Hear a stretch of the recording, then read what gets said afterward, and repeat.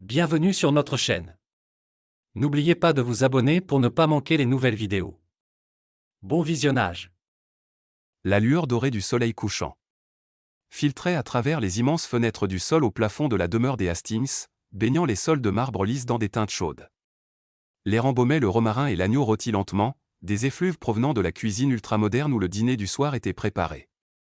Tout dans cette maison rayonnait de richesse et de raffinement, des lustres en cristal à la disposition parfaitement orchestrée du mobilier. Andrew Hastings ajusta ses boutons de manchette en s'appuyant contre la rambarde du balcon, observant les haies soigneusement taillées en contrebas. Sa maison était une forteresse de succès, qu'il avait construite de ses propres mains. À 35 ans, cet entrepreneur autodidacte dans le monde de l'informatique avait transformé une start-up de garage en une entreprise valant des millions de dollars. Il avait travaillé sans relâche, sacrifiant sommeil, amitié et plaisirs éphémères pour se tailler une place dans le monde. Et pourtant, malgré sa richesse et ses accomplissements, une ombre de doute murmurait toujours dans son esprit, une sensation que, quoi qu'il accomplisse, sa famille ne le voyait jamais vraiment comme un égal. Derrière lui, des rires résonnaient dans la salle à manger. « Andrew, vas-tu continuer à admirer le coucher de soleil ou vas-tu enfin nous rejoindre ?» lança la voix de sa femme, joueuse mais teintée de quelque chose d'imperceptible. Lorraine Hastings, une vision d'élégance et de grâce, portait une robe de soie émeraude qui épousait sa silhouette élancée. Elle semblait tout droit sortie de la couverture d'un magazine de haute société. Ses cheveux châtains dorés cascadaient en vagues et fortes, et ses yeux émeraudes scintillaient d'amusement. C'était le genre de femme pour laquelle les hommes tournaient la tête, gracieuse, intelligente, la parfaite épouse du moins, c'est ce qu'Andrew avait toujours cru. Il entra, forçant un sourire en s'approchant de la table où sa famille et son ami le plus proche étaient réunis.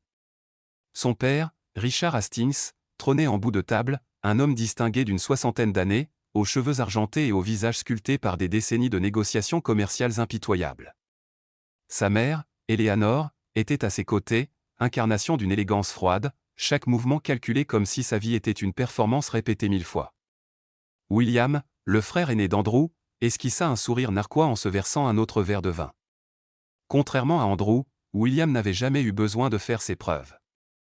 Il était né avec l'approbation de leur père, intégrant l'entreprise familiale comme si elle avait été conçue pour lui. Et puis il y avait Mark. Mark Bishop, le meilleur ami d'Andrew depuis l'université, était le genre d'homme capable de charmer une salle entière sans effort, charismatique, confiant, toujours la voix la plus forte à la table. Les femmes l'adoraient, les hommes l'enviaient. Pourtant, il y avait quelque chose dans la manière dont il se tenait, ce sourire arrogant jamais absent de ses lèvres, qui troublait Andrew ce soir-là. Enfin, notre hôte nous fait l'honneur de sa présence, plaisanta Mark en levant son verre dans un toast moqueur. Andrew secoua la tête avec un petit rire, prenant place à côté de Lorraine.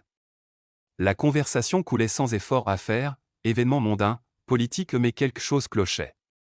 C'était dans les regards échangés entre William et Mark quand Andrew parlait, dans la main de Lorraine qui s'attardait une seconde de trop sur l'avant-bras de Mark lorsqu'elle riait à l'une de ses blagues, dans la manière dont son père ignorait à peine ses opinions, les balayant d'un geste de la main. C'était de petites choses, insignifiantes même, mais Andrew avait bâti son succès sur son attention aux détails, sur sa capacité à repérer ce que les autres manquaient. Sa prise sur son verre de vin se resserra. « Mark, tu passes beaucoup de temps chez nous ces derniers temps », dit-il d'un ton désinvolte, bien qu'une pointe acérée perçait dans sa voix. Mark haussa un sourcil, souriant. « Allons, Drew, j'ai toujours été là. Je considère ta maison comme ma deuxième maison. » William lâcha un rire bref. Plutôt une première maison, vu à quel point il s'y est installé.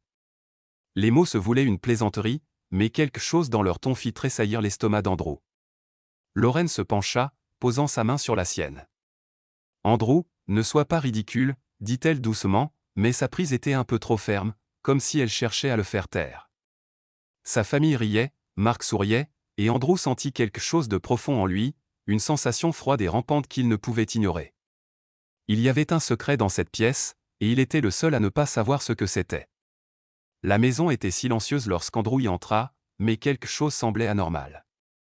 L'air était lourd, comme si les murs eux-mêmes retenaient leur souffle, attendant qu'il découvre la vérité. Il posa ses clés sur le comptoir de marbre et fit un pas prudent, son cœur battant dans sa poitrine comme un tambour de guerre. Il savait que quelque chose arrivait, il ne savait simplement pas s'il était prêt. Le message texte avait été cryptique, « Veux-tu connaître la vérité sur ta femme ? Sois chez toi à 21h. » Il avait d'abord ri, mais une sensation dévorante l'avait rongé toute la journée, grignotant les bords de ses pensées. Maintenant, debout dans le couloir faiblement éclairé de sa propre maison, cette sensation se transformait en quelque chose de plus aiguisé, de plus dangereux. Il passa devant le grand escalier, ses pas résonnant étrangement sur le sol poli. La maison, autrefois un sanctuaire, semblait désormais étrangère. En approchant de la porte de la chambre, il hésita. Ses doigts effleurèrent la poignée, et pendant un bref instant, il envisagea de faire demi-tour, de s'éloigner, de prétendre que rien de tout cela n'arrivait. Mais il devait savoir. Prenant une profonde inspiration, il poussa la porte, et son monde s'effondra. L'effondrement d'une illusion. Là, elle était. Lorraine, sa femme, celle qui avait murmuré « je t'aime » à son oreille, celle qui lui avait promis l'éternité. Mais elle n'était pas seule. Le souffle d'Andrew se coinça dans sa gorge alors que son meilleur ami, Mark, se mouvait au-dessus d'elle, ses mains la saisissant d'une manière qui retourna l'estomac d'Andrew. Leur rire, leurs gémissements, des sons qui auraient dû lui appartenir, le transpercèrent comme des lames. Il se sentit devenir léger, comme si le sol s'était dérobé sous ses pieds. Son esprit lui criait de faire quelque chose ou hurler, jeter quelque chose, les séparer mais son corps refusait de bouger. Il était paralysé, figé dans un moment qui semblait irréel. Les ongles de Lorraine glissèrent le long du dos de Mark, et elle murmura quelque chose à son oreille, quelque chose d'intime, d'amoureux. Et ce fut ce moment-là qui brisa l'engourdissement. Son corps se remit en mouvement, sa vision se rétrécissant dans une rage pure et brute. Mais alors qu'il faisait un pas en avant, un autre son retentit, un rire, derrière lui. La véritable trahison. Andrew se tourna lentement, son pouls battant contre ses côtes, et son sang se glaça. Ses parents se tenaient dans l'embrasure de la porte, son frère à leur côté, observant pas avec choc, pas avec colère, mais avec amusement. Son père esquissa un sourire. Sa mère inclina la tête, comme si elle étudiait une œuvre d'art. Son frère croisa simplement les bras, secouant la tête comme si tout cela était une blague ridicule. « Bien, » dit enfin son père, d'une voix calme et mesurée. « Tu devais voir ça, Andrew. » L'esprit d'Andrew vacilla. Il recula d'un pas, essayant de comprendre l'absurde insanité de ce qui se passait. Lorraine, sa femme, était au lit avec son meilleur ami. Sa famille le savait. Et ils avaient laissé faire ou pire, ils l'avaient orchestré. Sa mère soupira, posant une main manucurée sur le bras de son père. « Tu as toujours été trop doux, Andrew, » dit-elle, presque avec compassion. Trop confiant. Mark, encore essoufflé par sa trahison, eut l'audace de ricaner. Il n'avait même pas la décence d'avoir l'air honteux. « Allons, mec, » dit-il en passant une main dans ses cheveux, « tu devais t'en douter. » Lorraine s'assit, les draps de soie la couvrant à peine, et lança à Andrew un regard qui lui retourna l'estomac. « De la pitié. Tu n'as jamais vraiment été à ta place, » murmura-t-elle. « Pas avec ta famille, pas avec nous. Tu es faible, Andrew. Et les hommes faibles ne peuvent pas être aux commandes. » Son père hocha la tête, approbateur. « Tu n'es pas celui destiné à diriger cette famille. Tu n'es pas apte à diriger l'entreprise. » Et ceci, il désigna le lit, comme si ce spectacle esséurant n'était qu'une stratégie commerciale, en est juste la preuve. Le monde vacilla. Les doigts d'Andrew se crispèrent en poing à ses côtés.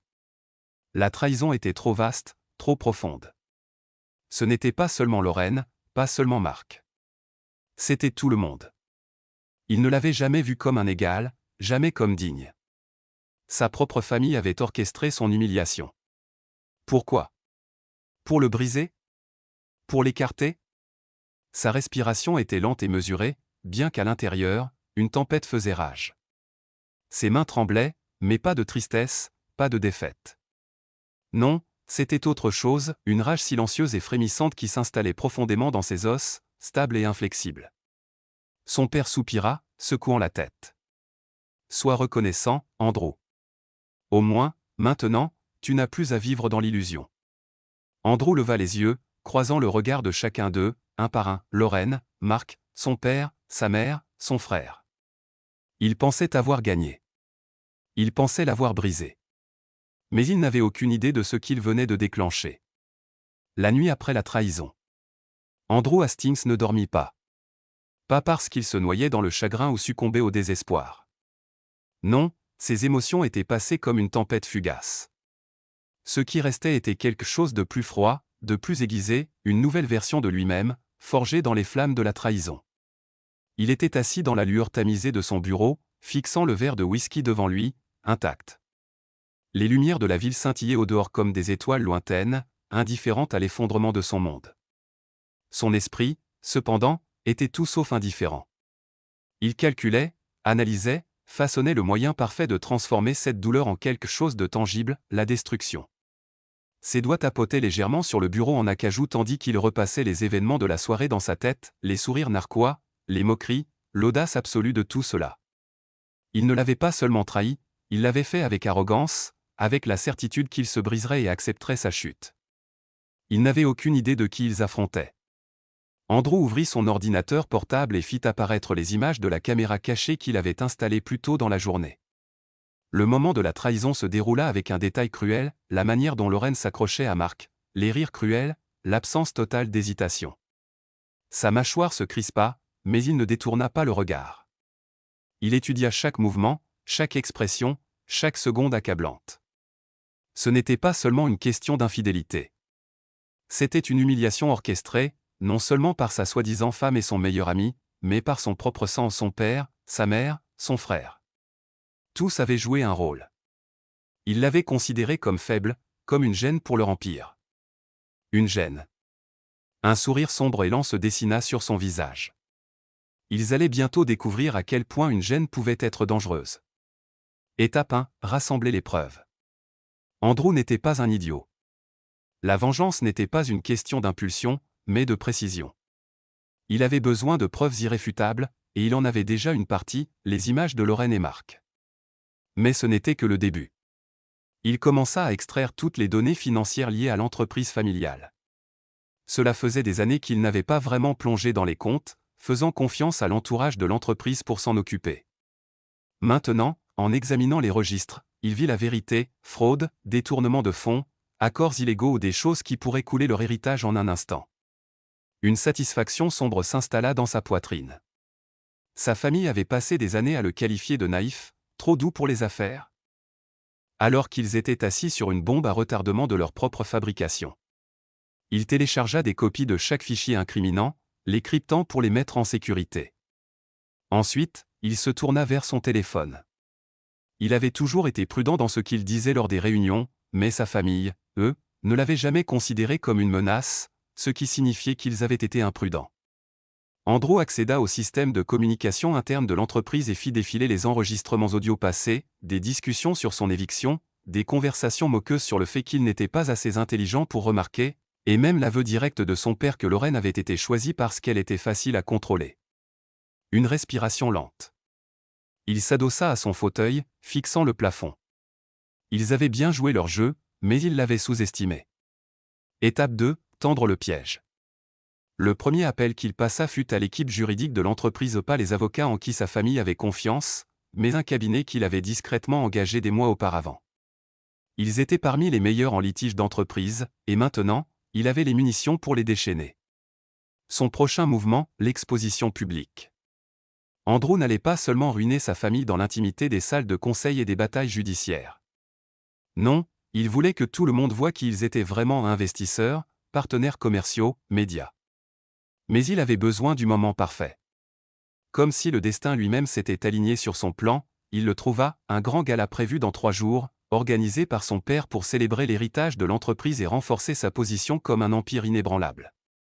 Toutes les figures importantes de leur réseau seraient là. Parfait. Il passa un appel à un spécialiste des relations publiques discret, s'assurant que les bons journalistes seraient invités. Puis, il configura un courriel anonyme, rédigeant des messages aux membres du conseil, aux investisseurs et à certains reporters, avec des pièces jointes laissant entendre un scandale juste assez pour piquer leur curiosité, mais pas assez pour révéler son jeu trop tôt. Et enfin, il créa son chef-d'œuvre, une vidéo soigneusement montée, combinant les moments les plus accablants, la trahison, les rires de sa famille, les révélations de fraude financière. C'était une histoire, et les gens adoraient une bonne histoire.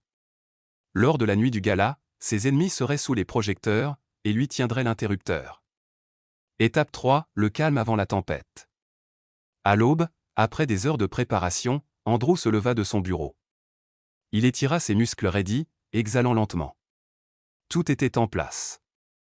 Lorraine et Marc dormaient encore dans sa maison, inconscients d'une coulant qui se resserrait autour d'eux. Sa famille, béatement ignorante que leur empire allait bientôt être réduit en poussière. Pour la première fois depuis des heures, Andrew se permit de sourire, pas un sourire forcé, pas un masque, mais l'expression d'un homme qui venait d'assurer sa propre victoire. Ils avaient joué leur jeu. Maintenant, c'était son tour. Le restaurant était l'un des plus raffinés de la ville, un lieu où la haute société se réunissait pour discuter affaires autour de vins millésimés et de repas à 5 plats. Ce soir, cependant, il allait accueillir un autre type de spectacle, un règlement de compte longtemps attendu. Au centre de la salle à manger privée se dressait une longue table en acajou, ornée de verres en cristal et de linge blanc immaculé. Autour d'elle étaient assis tous les acteurs clés, son père, sa mère, son frère, chacun impeccablement vêtu, affichant leur arrogance habituelle. À leur droite, Marc, détendu, et exudant sa confiance typique. Et à côté de lui, Lorraine, sa femme ou plutôt la femme qui prétendait l'être. Sa robe était élégante, son maquillage parfait, mais il y avait quelque chose d'étrange chez elle ce soir-là, peut-être une pointe d'inquiétude. Elle ne savait pas pourquoi elle était là. Aucun d'eux ne le savait. Mais ils étaient venus, s'attendant peut-être à une supplication désespérée. Une tentative de réconciliation. Si seulement ils savaient. Andrew Hastings se tenait en bout de table, le visage indéchiffrable, les mains posées sur le dossier de sa chaise. Avant de commencer, dit-il, d'une voix calme mais ferme, je tiens à vous remercier tous d'être venus.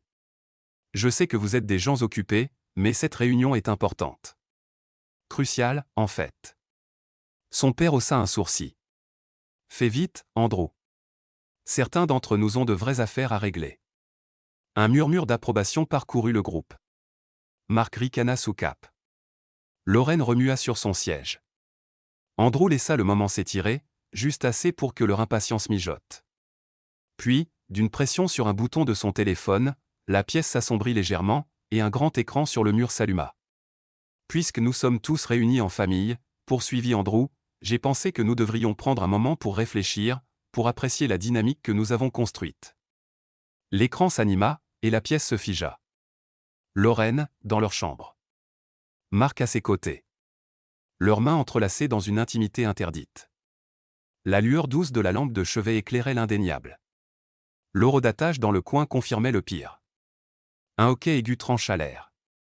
La main de Lorraine se porta à sa bouche, les yeux écarquillés, le visage blême. Marc se raidit, son sourire envolé, ses doigts crispés sur la nappe, sa mâchoire serrée. Andrew resta immobile, observant, attendant. Puis le silence explosa. Tu m'espionnais ? La voix de Lorraine était stridente, son choc se muant en indignation. Espionner ? Les lèvres d'Andrew se tordirent en quelque chose qui n'était pas tout à fait un sourire. Choix de mots intéressants. Aurais-je dû attendre que tu me le dises toi-même ? Oh, attends, il inclina la tête, ça n'allait jamais arriver, n'est-ce pas ? Sa mère se ressaisit la première. Andrew, c'est une affaire personnelle. Personnelle ? Il la coupa, son ton tranchant. C'est drôle, ça ne semblait pas trop personnel quand vous avez tous organisé pour que je tombe dessus, quand vous l'avez laissé se produire sous mon propre toit. Son père exhala brusquement par le nez, ses doigts entrelacés sur la table. Quel est ton but, Andrew ?